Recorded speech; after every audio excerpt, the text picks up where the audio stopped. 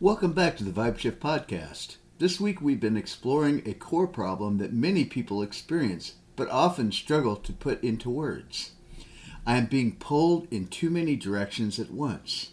Today I want to explore a very specific part of that experience. It's the moment when you realize my mind won't stay in one place. You sit down to focus on one thing, and almost immediately your attention moves somewhere else. You begin answering an email. Then you remember a bill that needs to be paid. Then your mind drifts into a conversation you had 3 days ago. Then it jumps into a concern about your future. Then it revisits a mistake you made a year ago. Then it begins imagining something that hasn't even happened yet. And suddenly, you're no longer sitting in front of your computer. At least not mentally. Your body is still there, but your awareness has traveled everywhere else. For many people, this happens so often that they begin to believe something is wrong with them. They think that they lack discipline. They think that they lack focus. They think that they need a better system, a better planner, a better routine, a better strategy. And while those things may occasionally help, I want to offer a different possibility. What if your scattered attention is not the problem? What if it is a symptom? What if your mind isn't failing? What if it's attempting to manage more variables than it was ever designed to manage simultaneously? The cost of carrying too much. Most people don't realize how many things they're actually carrying. Not physically, mentally, emotionally, psychologically, because the carrying becomes normal. You wake up carrying concerns about money. You carry concerns about your health. You carry concerns about people you love. You carry concerns about your future. You carry concerns about decisions you haven't made. You carry concerns about outcomes you cannot control. You carry concerns about things that may never happen. And because this process unfolds gradually, you rarely notice the accumulation of weight. Imagine someone placing a single book in your backpack. No problem. Then another. Then another. Then another. At first, the difference is barely noticeable, but eventually the weight becomes significant. The challenge is that mental weight works exactly the same way. The human nervous system wasn't designed to continuously monitor dozens of competing variables simultaneously. Yet that is exactly what many of us ask it to do. Every day, all day, and then we wonder why we feel exhausted. The illusion of mental management. One of the most fascinating things about the human mind is that it genuinely believes it's helping. When your mind revisits a concern for the 15th time, it isn't trying to hurt you. It believes it's helping you prepare.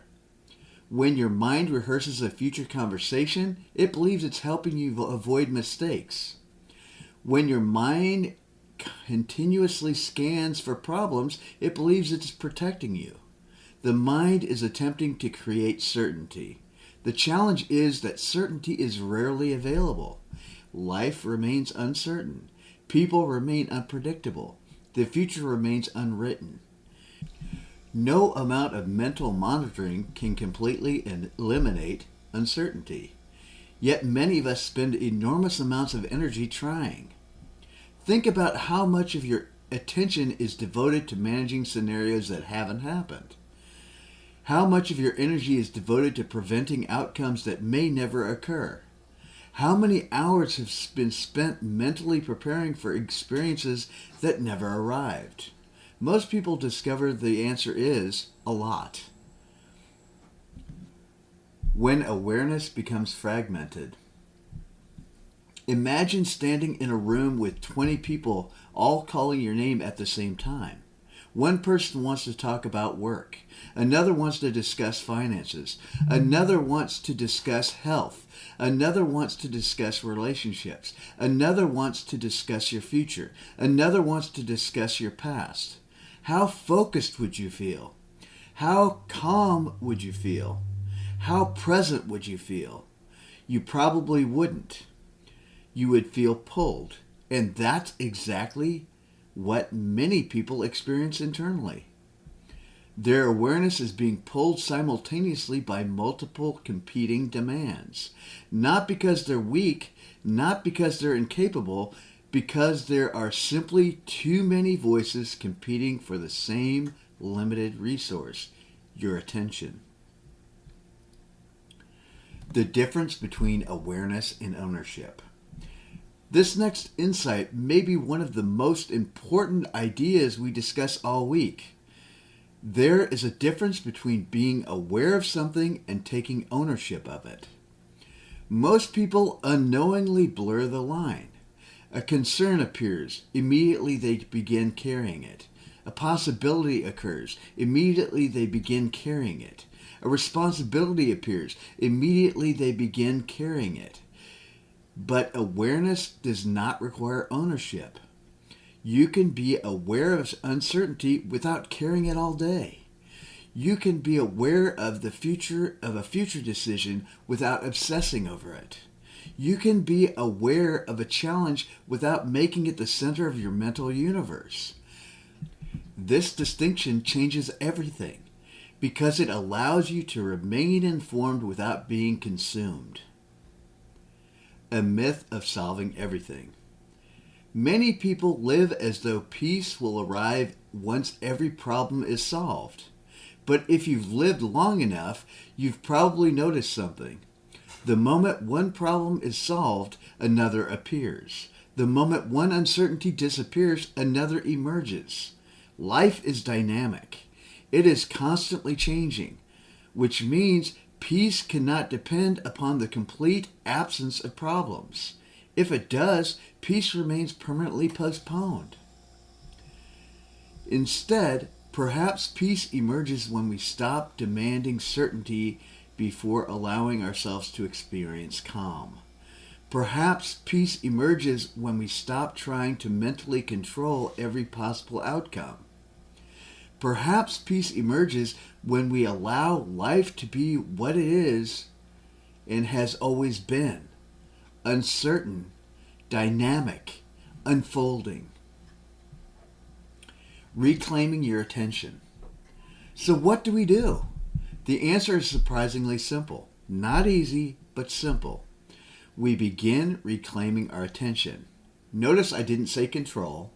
I didn't say force. I didn't say discipline. I said reclaim. Because your attention is valuable.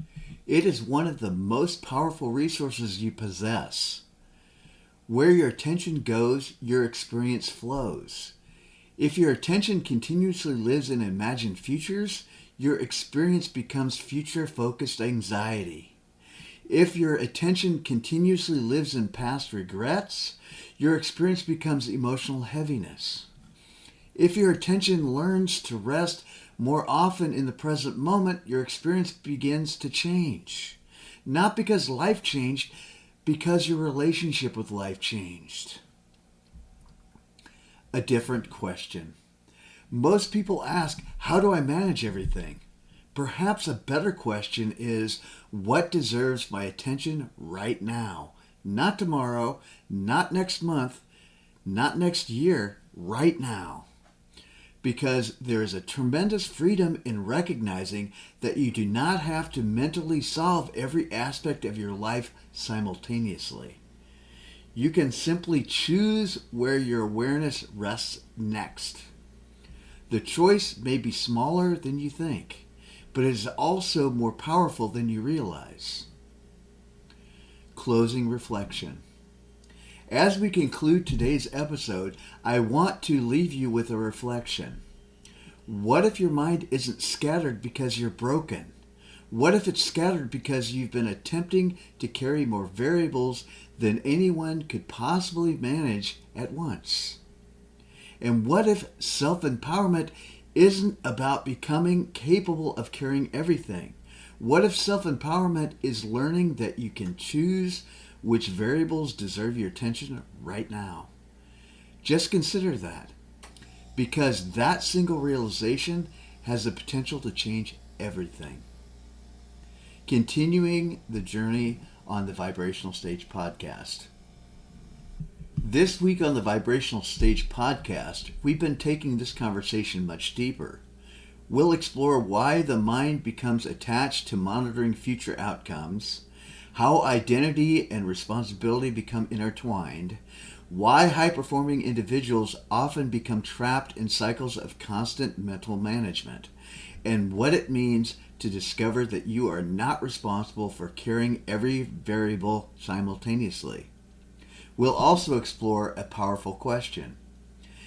If you are not at the mercy of every thought competing for your attention, then who are you in reality?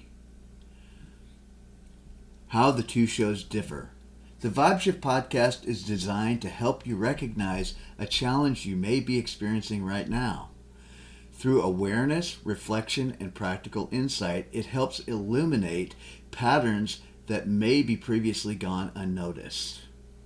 The Vibrational Stage podcast takes the same challenges significantly deeper. Rather than focusing primarily on recognition, it explores the psychological, emotional, existential, and transformational dimensions beneath the experience. The goal is not simply understanding what is happening, but helping you to experience that you are stronger than you know and not at the mercy of the pressures competing for your attention. Ready to go deeper? If today's episode resonated with you and you're ready to explore the deeper layers beneath this week's core problem, join us at the Vibrational Stage podcast. Follow the link in the show notes. Because perhaps the greatest freedom available to us is not learning how to carry everything. Perhaps it is discovering that we were never meant to.